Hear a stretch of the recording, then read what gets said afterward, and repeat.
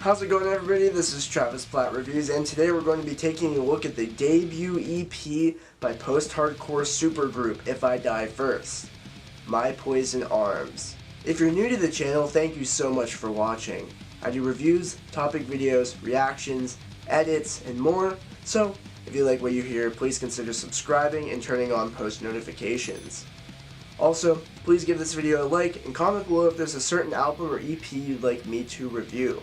Also, I've been way more active on Facebook and Instagram lately, so if you want music recommendations or just to see what I'm up to, you can go ahead and follow me at Travis Platt Reviews for both. Also, the links to those will also be in the description below. So, without further ado, let's go ahead and jump into the review.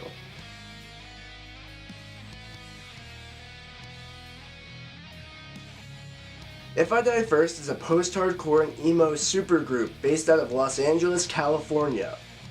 As of recording, the band has over 8,000 monthly listeners on Spotify alone.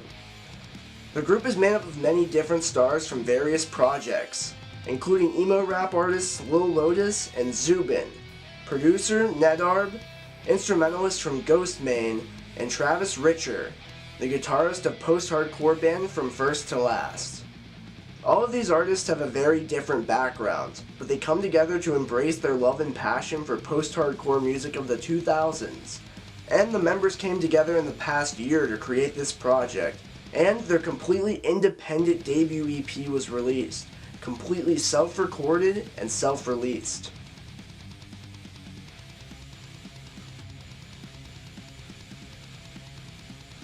When I first heard of this project's existence, I was super excited. I love Lil Lotus. He's one of my favorite artists in the entire emo rap scene, and All My Little Scars Volume 1 is one of my favorite EPs of the year. So if you'd like to see me review that EP, go ahead and comment below. And I've seen Lil Lotus live on 2 occasions, and with his feature on the I Set My Friends on Fire song Don't Take Me for Pomegranate.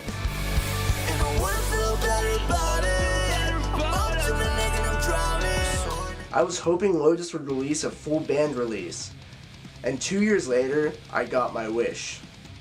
Zubin is another artist I really enjoy, and I got to see him on the Love Gang Forever tour in September 2019. From First to Last, Dear Diary, My Teen Angst Has a Body Count is one of my favorite post-hardcore albums of the 2000s, and it's a super nostalgic release for me.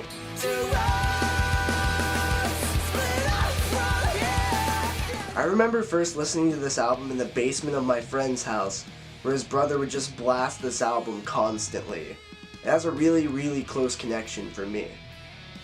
With all of these great names involved in the same project, how could you not be excited for this EP?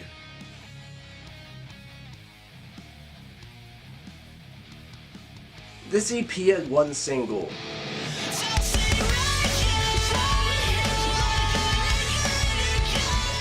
This was the first taste of the new band, and let's just say I wasn't disappointed.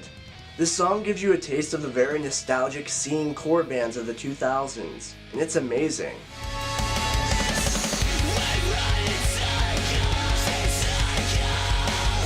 The chorus is extremely catchy and it transitions into an aggressive verse, and Zubin's backing vocals fit in so well, adding many different layers to the track.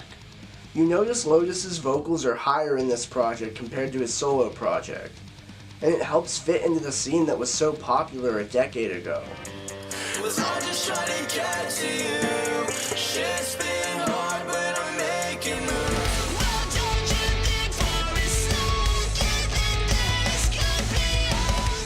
The primary hook is repeated throughout, and when it transitions into the gang vocals towards the end, it's a great way to end the track. This song explains the end of a relationship, and not believing that it could end. The lines,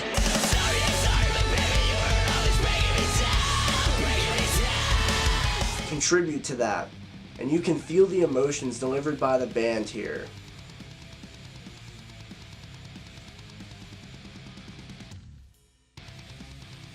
This EP is exactly what I was hoping for. The opening track, No Serenity, is the heaviest track on the EP, and the opening riff is heavy, and the roaring guitars work so well with the song.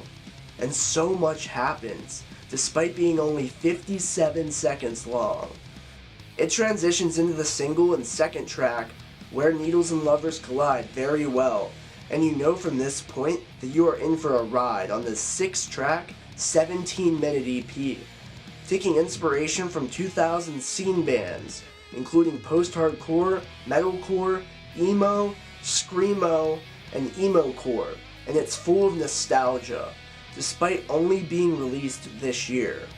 This nostalgia is felt on the third track, Is It Me or Your Secrets That Keep You Up at Night, which also had Nedarb primarily on vocals for the chorus, and his voice contrasts very well with Lotus and Zubin's.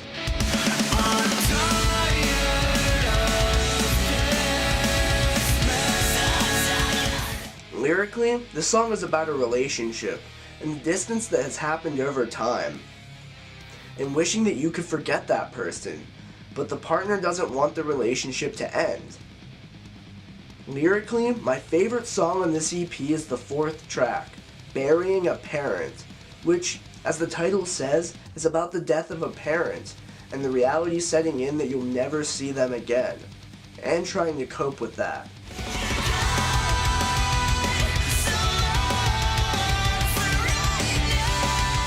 The song has a lot more clean moments than prior songs, but still keeps a high amount of energy, and the unclean moments towards the end of the song feel very satisfying. The fifth track, 6 Foot Dugout Holes, has more of a pop-punk vibe compared to previous tracks, but the aggression comes in at the second verse, and the nostalgic feeling is once again felt. And the gang vocals return on this track, and it almost gives me an I Set My Friends on Fire feeling.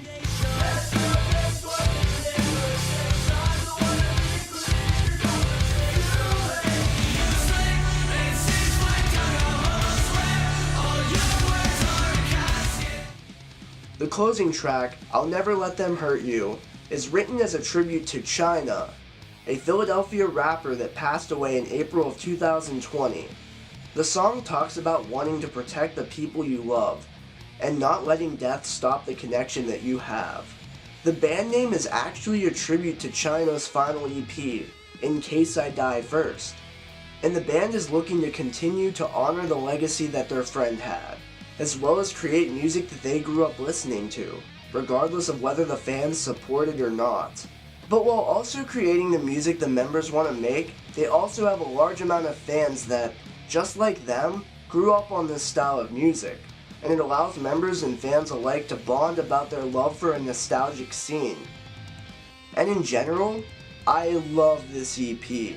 Despite being a post-hardcore album from front to back, the EP still has charisma shown by the artists in their solo projects, and it shows how good the artists truly are at their craft, and the versatility they all have to make music unlike what they've been doing for years shows their musicianship, and it's very visible on this release. If I Die First released an EP that really blew me away, and one of my favorite releases of the year. Thanks for watching.